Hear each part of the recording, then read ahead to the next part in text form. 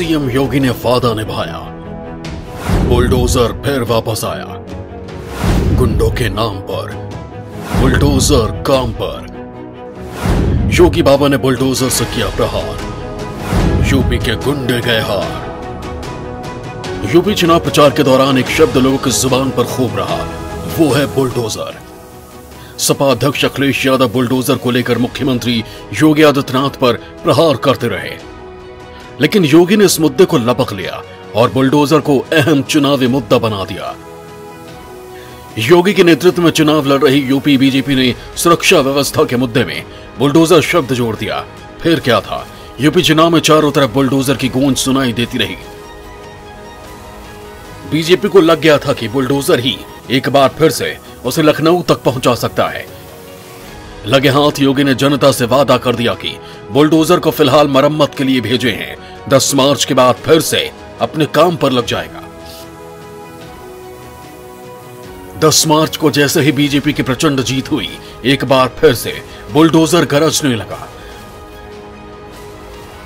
आगरा, लखनऊ, बहराइच, नोएडा जैसे जगहों पर बुलडोजर से अवैध संपत्तियों को कुचला जाने लगा।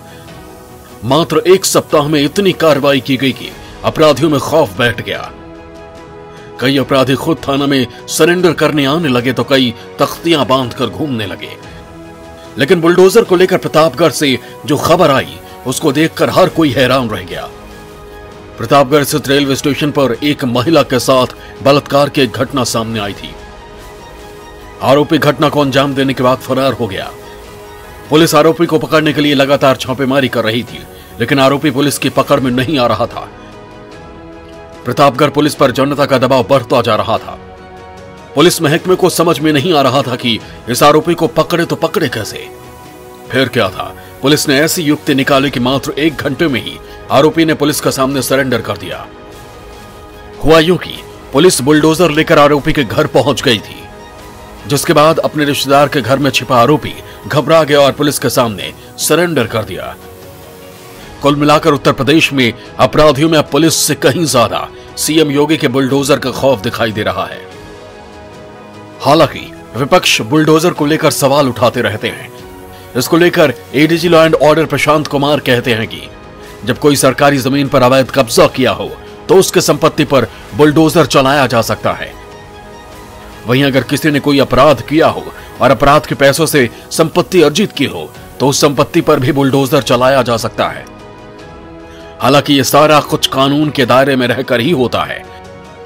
उत्तर प्रदेश की योगी सरकार शुरुआत से ही अपराध और अपराधियों के प्रति जीरो टॉलरेंस की नीति अपनाती रही है। उम्मीद है कि योगी सरकार 2.0 में भी बदमाशों पर इसी तरह की कार्रवाई जारी रहेगी। National desk, news live.